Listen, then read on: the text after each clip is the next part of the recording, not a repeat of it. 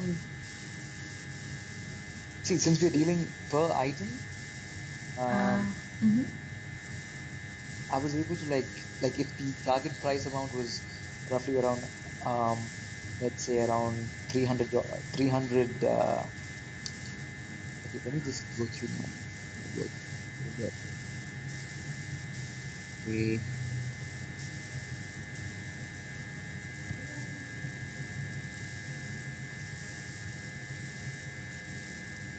Okay. So since all the is it okay if I tell you in rupees? Yes, that's okay. That's fine. Okay. Mm-hmm. So I was given a target price for plastic wrap, Mm-hmm. stretch wrap. I was given a target price for around 190 rupees per item. Mm-hmm. I was able to get that down to like around 120. Mm-hmm. That's just one item. Okay. Then I was asked to get kitchen towels, Mm-hmm. roughly around 5 rupees per item. I was able to get that to roughly around 4.5, that range. Okay. Okay. Um, right. So, um, let's see. So, is this all that you were doing? You were given an item to source and you sourced that and then you imported it. That's Yeah, it? and I sent them the samples. That's all. Yeah, Okay. And these samples that you sent in, were they generally approved then?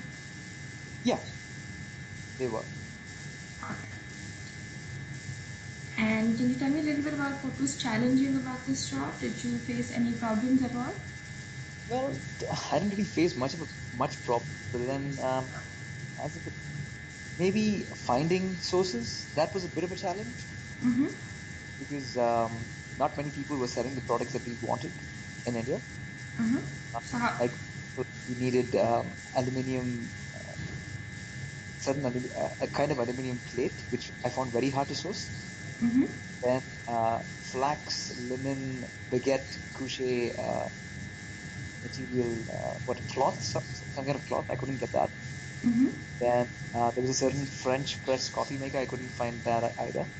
So like certain items I wasn't able to actually source at all. Okay. But And mm-hmm.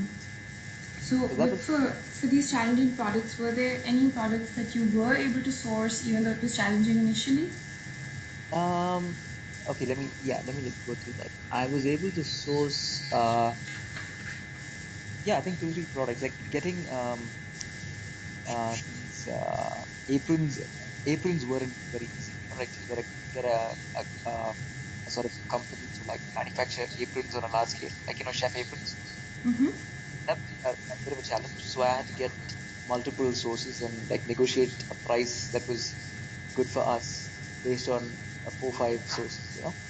And Mm-hmm. finally I did come to we did come to agree upon one source, so that was a bit of a challenge, yeah, Okay. but I was able to And source. mm-hmm. And you had to do extensive negotiating, right? So can you tell me about some of the techniques that you use, some strategies? Well, normally, if I'm given a fixed budget, I try to like I start from really low. I don't come anywhere close to the budget price that was actually mentioned. Um, I start really low, then I try different angles based on like we are a startup company. We're just trying to make it's not we have a very limited budget. I just play around the fact that we are a startup. We are trying to make something that is economical and affordable for everyone in general. Mm-hmm. That you know the basic a simple man could probably afford to buy our products. So I'd start playing on those lines, Uh-huh. and then eventually we would sort of come to an agreement. Of course, that doesn't work always. Yeah. Certain companies don't budget all, but then there are certain other companies that actually do take that into consideration and do make some allowances. Yeah. So Okay. And let's see. So were you working with someone else, or was this like a one person sort of thing? well, I this was just me. Um, I was just doing this out of it was like a part-time job for me. Uh-huh. And yeah, but it was pretty good because I didn't have to travel anywhere. I didn't have any research to do. I didn't have to like go. You know, too many places or anything. I could just sit at home, make the calls because my job is basically calling and negotiating, right? So I just had to talk to people. Mm-hmm. So I had to do was just go online, research different items, see which companies source those items, get in touch with those people, and negotiate. That was basically my job. So I didn't have to do much traveling or you know anything like that on those lines. All right. And were you using any sourcing software or platform, or was it just like Google? Well, I used Google a lot, Mm-hmm. and then we had this site in India which made things very easy. Mm-hmm. It's called India Mart. So on India Mart, you can like if you just put in the item that you want to find, you find a lot of links to many companies that actually manufacture the product. But the problem was not all of them manufacture what you want, you know. So there was a lot of digging to do, a lot of sifting to go through.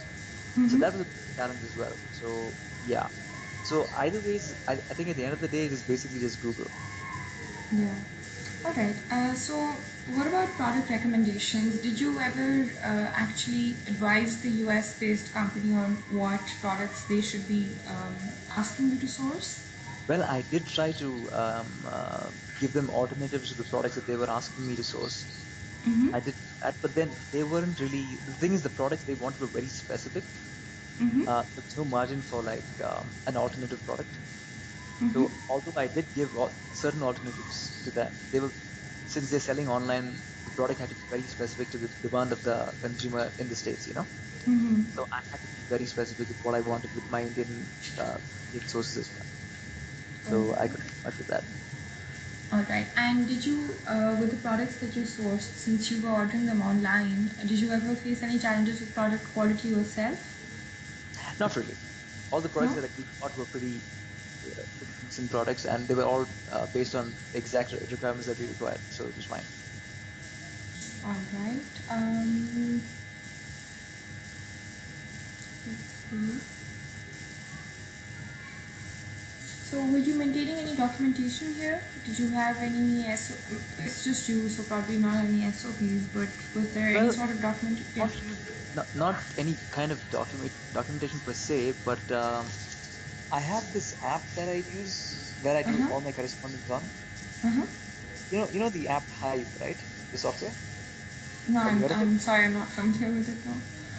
Yeah. So my boss asked me to install this software. She sent me a link Uh huh. by email. So I installed the software, and then I could correspond with her, you know, via the app. Uh huh. So all our correspondence, all our negotiating, everything happened through the app. And the app also has you can actually upload product pictures. You can categorize products. It's almost like a kind of Microsoft Excel Uh where huh. you have different bars and different charts where you can actually copy and paste, um, you know, different Mm-hmm. requirements and whatever she wanted to send me, she could send via the app. I could like reply to her via the app. So it's very practical. So I don't have too much paperwork on my end Mm-hmm. since everything's done online. Mm-hmm. And this app, you mentioned its name. Was it Hive? Yeah, HIVE, Got it. like a beehive. Yeah. Uh huh. Got it. Okay. So I'm assuming because it was a one-person team, there were no sourcing events or anything, were there? No, not at all. I didn't have time, right? I told you just it was just 3 months. Yeah, I understand. Okay. Well, let's see. Did you ever provide maybe any professional insight into the market based on what your boss was asking you to do? Yeah, I did mention to her like many times about people I did, talk to and how different, how people's minds work, right? So it was a little challenging trying to get to convince them to actually meet us at a common ground, you know. So that was a Mm-hmm. bit of a challenge. So I did mention things like that to my boss, but then, my boss was very specific. She was like, if they're not able to come to the table with us, then we can't really continue